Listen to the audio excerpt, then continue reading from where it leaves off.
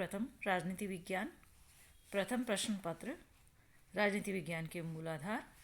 और आज का हमारा टॉपिक है संप्रभुता, एकत्ववादी और बहुलवादी अवधारणा।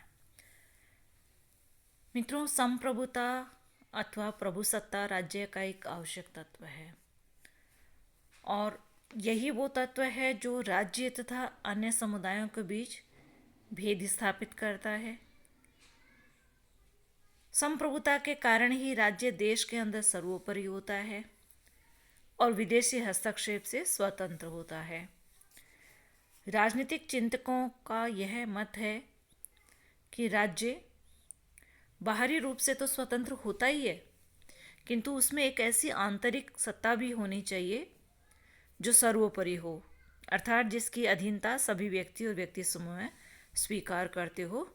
तो इसीलिए इस सत्ता को प्रभुसत्ता का नाम भी दिया गया है। तो संप्रभुता या प्रभुसत्ता।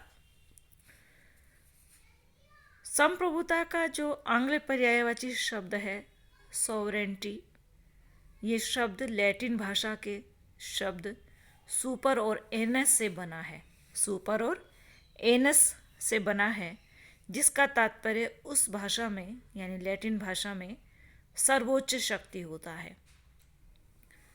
साधारण शब्दों में संप्रभुता सबसे बड़ी शक्ति को कहते हैं। सबसे बड़ी शक्ति, राज्य में ऐसी शक्ति का होना आवश्यक है,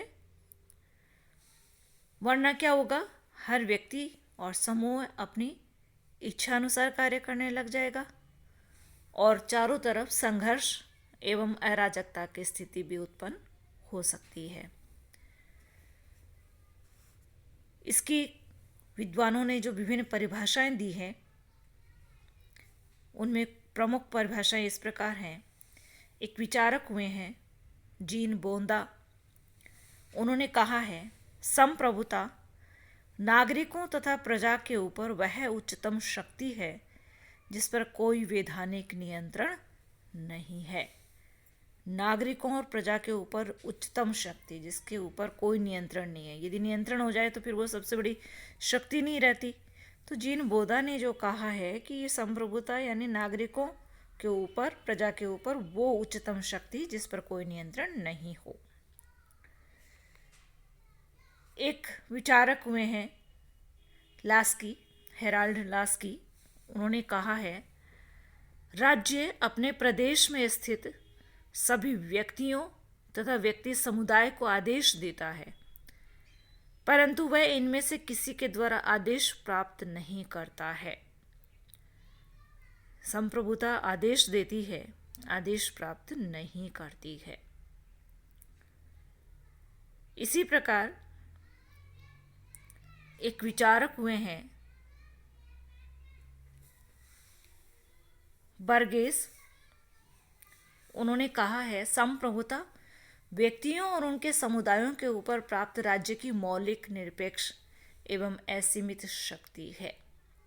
यानी राज्य को शक्ति प्राप्त है संप्रभुता की, वो व्यक्तियों के ऊपर है, समुदायों के ऊपर है, और ये शक्ति कैसी है, मौलिक है, बनावटी नहीं है, निरपेक्ष है और असीमित है। इसकी कोई सीमा नहीं है, असीमित है।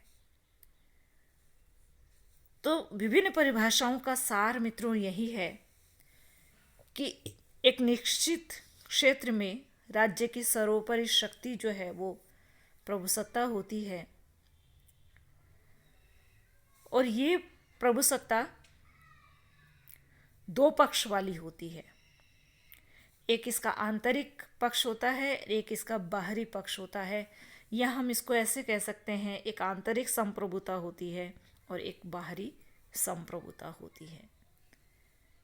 संप्रभुता के दो पक्ष, एक आंतरिक संप्रभुता और एक बाहरी या बाह्य संप्रभुता। पहले हम देखते हैं आंतरिक संप्रभुता को।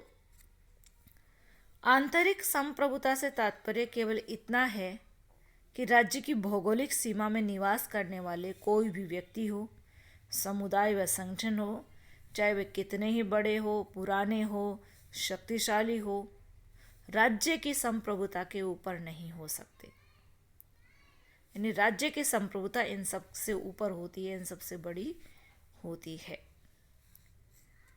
जैसा कि लास्की ने लिखा है कि राज्य प्रदेश के सब मनुष्यों व समुदायों को आज्ञा प्रदान करता है और उसे उनमें से कोई भी आज्ञा नहीं देता है। तो ये है आंतरिक संप्रभुता। राज्य की सीमाओं के अंदर जितने भी व्यक्ति हैं, समुदाय हैं, चाहे वो कितने शक्तिशाली हो, चाहे वो संगठन समुदाय कितने पुराने हो, सबसे बड़ी, सबसे ऊपर राज्य की संप्रभुता शक्ति होती है जो सबको आदेश दे सकती है। यह आंतरिक संप्रभुता।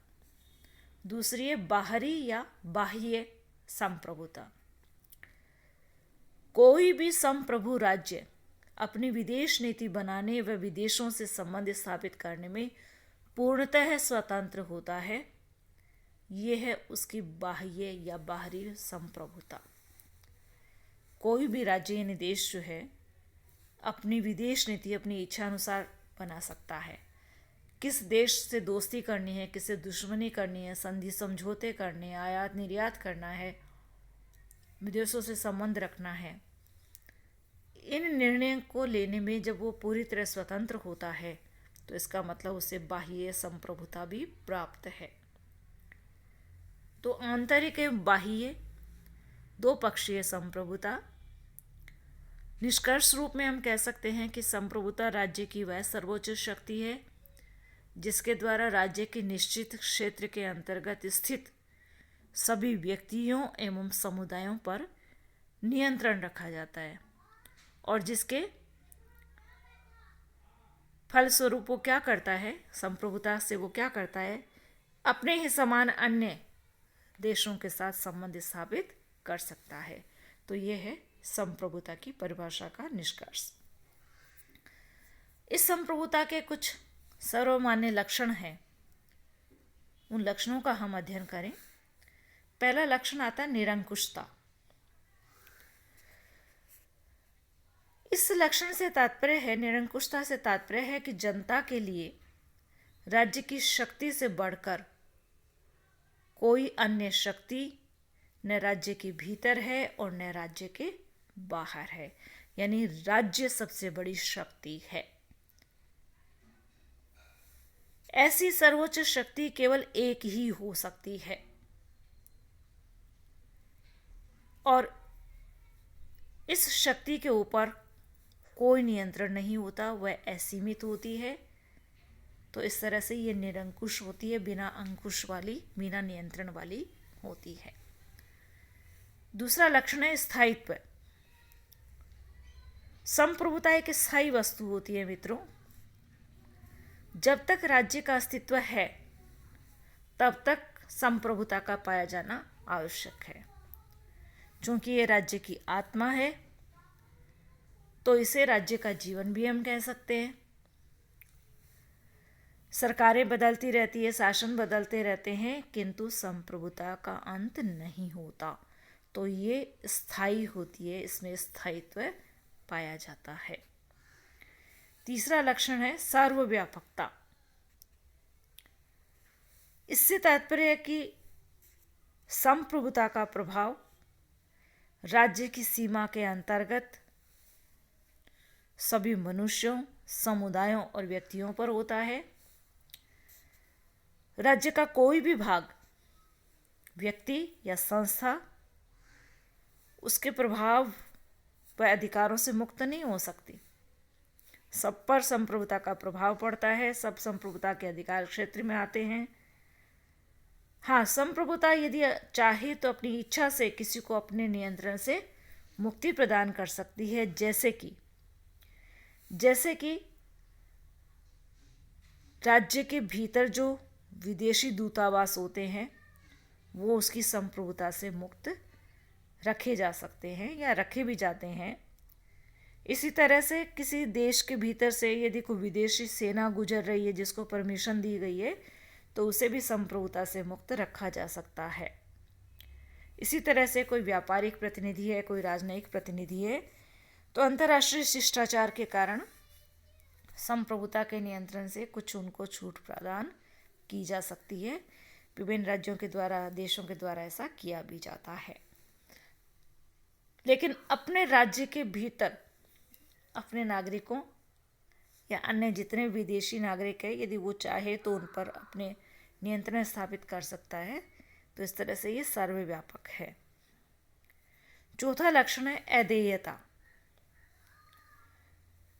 संप्रभुता को मित्रों राज्य से अलग नहीं किया जा सकता, उसे किसी को दिया नहीं जा सकता,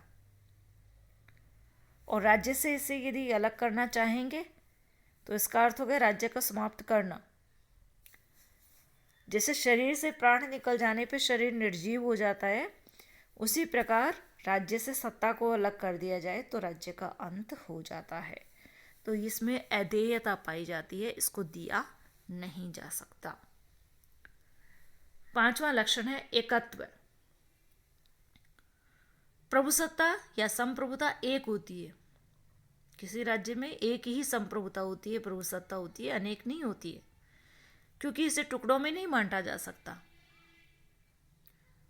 इसका अभिप्राय ये हुआ कि राज्य में कोई इसके बराबर सर्वोच्च राजनीतिक सत्ता नहीं हो सकती,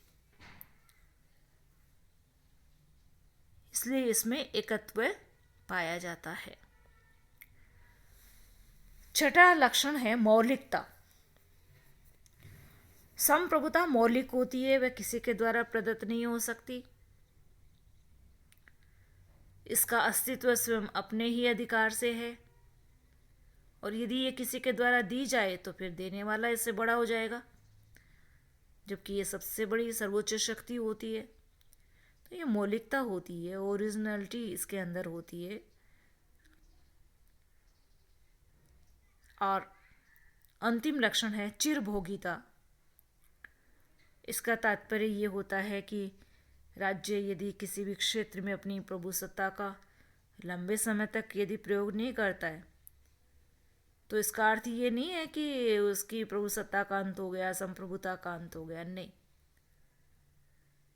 निरंतर उपभोग में न रहने पर भी राज्य की सर्वोच्च शक्ति उसी में निहित रहती है। तो ये है संप्रभुता के लक्षण।